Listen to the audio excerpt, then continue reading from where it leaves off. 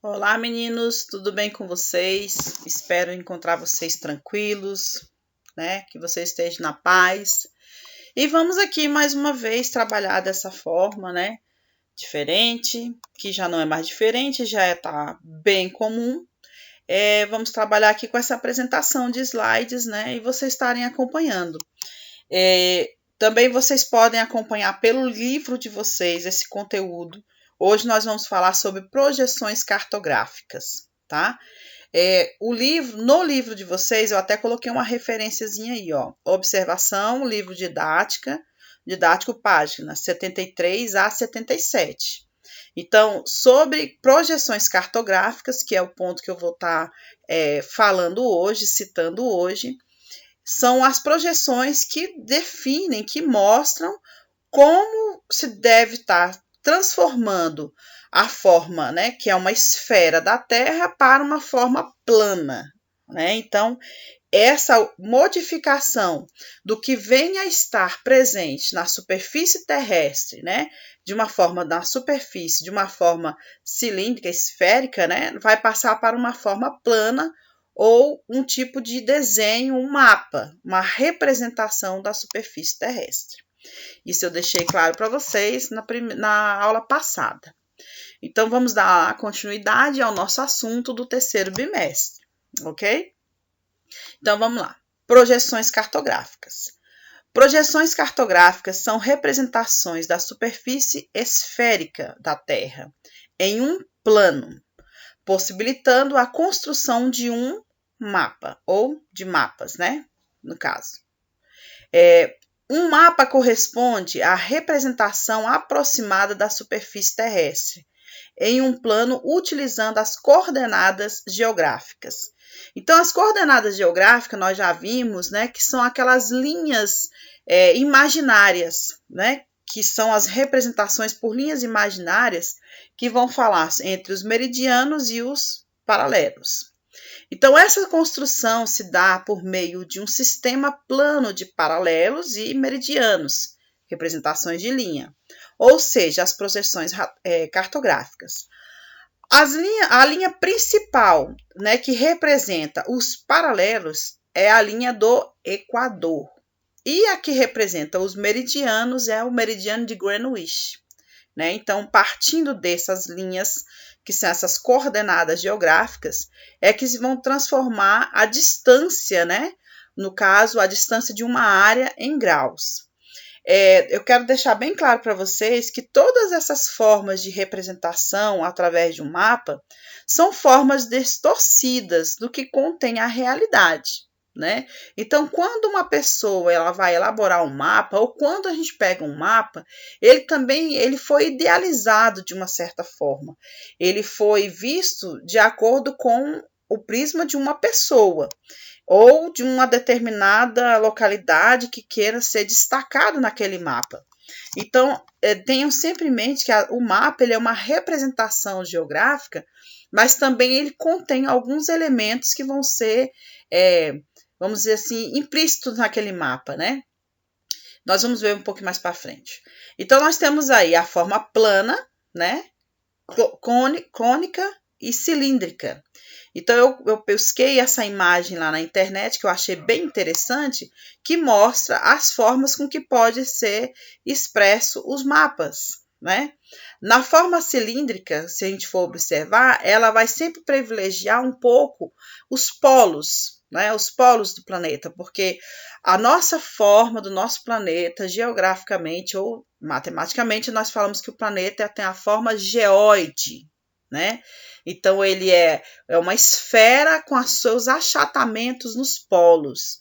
Então, é uma forma geóide, é a forma do planeta Terra, ok? A visão de que a Terra é plana e tudo, isso é um tipo de uma ideologia também, que existe algumas correntes que falam né, que a gente fala correntes filosóficas, ideológicas, né, que falam que a Terra é plana. Isso aí é uma outra discussão. No momento, nós vamos partir da discussão e do ponto de partida que a Terra ela é geóide, né? Com seus achatamentos nos polos. Então, essas três formas aí são as formas de representações do planeta Terra. Então, como são feitos mapas? Através de técnicas com as de projeções cartográficas e cálculos de escala. Então, quando nós vamos fazer uma projeção cartográfica, um desenho de uma forma ampla, se utiliza-se cálculos cálculos matemáticos, né? Tanto que as coordenadas geográficas elas são contadas por ângulos, né? E isso faz parte do sistema matemático, né? Então, o sistema de projeção tem por objetivo transformar a esfera, no caso o globo, né, que é geóide, em um plano, né? É matematicamente impossível transformar uma figura tridimensional em um plano perfeito. Sempre há algum tipo de deformação, portanto, a escolha desse tipo de projeção a ser aplicada varia de acordo com o uso que se vai fazer do mapa que está sendo confeccionado. Então, como eu falei no slide anterior, vai depender do tipo de ideologia das pessoas, né? Ou da ideologia da pessoa, ou de como é projetado aquele mapa. Por que eu falo da questão ideologia? Porque durante muito tempo o mapa ele foi feito de uma forma que sempre privilegiou a Europa, né? Então, hoje nós sabemos que existem outras formas de representações também do planeta Terra, né? E se a gente for pensar bem, tudo isso são convenções. Então, quando eu falo em convenção cartográfica, é uma convenção de grupos de estudiosos, né? Não condiz diretamente com aquilo que exporta a realidade, porque o planeta Terra, como ele é de uma forma grandiosa, ele pode ser transfigurado, passado para um mapa, mas vai sofrer algumas transformações e algumas variações também. Então, nós temos o planisfério, né, que é a projeção mais utilizada. Nós temos várias projeções, mas a que são mais utilizadas é a de Mercator e a de Petris. Essas duas são as que são mais vistas, vamos dizer assim, em todo o mundo, pela forma de estar mostrando tanto a área, né, que é a área que são os tamanhos, né, como o formato também dos continentes. Só que nós temos que ter em mente que muitos também vão ter distorções, certo? Então, nós temos aí Mercator e Petris, né, diferentes visões do mundo. São os mapas mundi mais utilizados, como eu falei, e ambos feitos a partir de projeções cilíndricas, né, que é aquela que eu mostrei lá no início para vocês. Então, Mercator, ele foi feito, né, o mapa dele, ele foi idealizado e realizado no período das colonizações. Então, no período em que a Europa era o centro do mundo e saía em busca, né, vamos dizer assim, de grandes procura de novas terras. Vocês podem observar que a Europa está bem de um tamanho bem maior, a Groenlândia aparece também de uma forma bem maior, só que a Groenlândia ela é uma ilha, é considerada dentro da convenção como a maior ilha, né? A Groenlândia. E se a gente for observar entre um mapa de Mercator e de Petris, nós vamos observar que a Groenlândia ela tem uma deformidade de área, mas apresentam formas também dos continentes, né? Então a gente pode observar aí que ambos contemplam todas as massas continentais. Petris, quando ele elaborou o mapa dele, foi na década de 70, onde estava em pleno conflito da Guerra Fria. Então, esse conflito da Guerra Fria fez com que Petris também mudasse um pouco algumas vertentes dentro do seu mapa. Vocês podem observar que ele supervaloriza aí no mapa dele a África, por exemplo. A África está de um tamanho bem mais elevado do que a própria Europa, né? Por quê? Por questão dimensional, de dimensão, certo?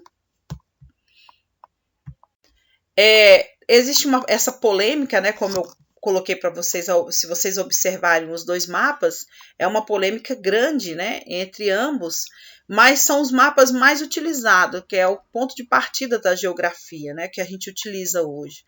Mas são mapas que trazem consigo distorções, né, tanto de área como de forma, e são mapas também que trazem também a questão da distância e destacam também as questões ideológicas. Por exemplo, Mercator, né? Foi elaborado na época da expansão marítima, então se tinha também a questão do eurocentrismo, então a Europa como centro, né? A superioridade, né? Como centro, o ponto de partida, né? Que mostra um formato mais real, mas também ele distorce a distância, né? E a de Petris, que foi elaborada num período em plena década de 70, onde estava acontecendo historicamente a Guerra Fria, né? E ele questionava, né? Ele questiona o eurocentrismo, né? O eurocentrismo, ou seja, essa questão de que por que a Europa tem que ser o centro do mundo, né? Então ele dá um destaque maior aos países mais pobres, os países de mais distância, né? E também ele tem essa distorção entre forma, né, em formato e distância. Então, tudo isso aí nós temos que ter em mente que quando se é elaborado um mapa, se tem-se a questão da coordenada geográfica, mas também tem a questão das distorções. Vocês vão observar com mais calma lá dentro da página 73 a 77, quando vocês estiverem realizando o roteiro de estudo de vocês, certo? Então, vocês vão estar fazendo o roteirozinho de estudo, né? Baseado pelas páginas do livro que eu coloquei e pelo que eu apresentei aqui das coordenadas geográficas e as projeções cartográficas, certo? Deixo para vocês aqui uma mensagem para vocês estarem refletindo, né, ao longo dessa semana, guardando para vocês também uma mensagem. Sempre é bom a gente dar esse ânimo na nossa vida, né? Viver não é esperar a tempestade passar, é aprender a dançar na chuva. Então, quem está na chuva é para se molhar, vamos lá. Quem tiver um guarda-chuvas para amenizar, vamos usá-lo. E assim é a nossa vida, né? Viver é isso, é passar por tempestade, mas a tempestade passa. Essa é a nossa certeza, que tudo na vida passa.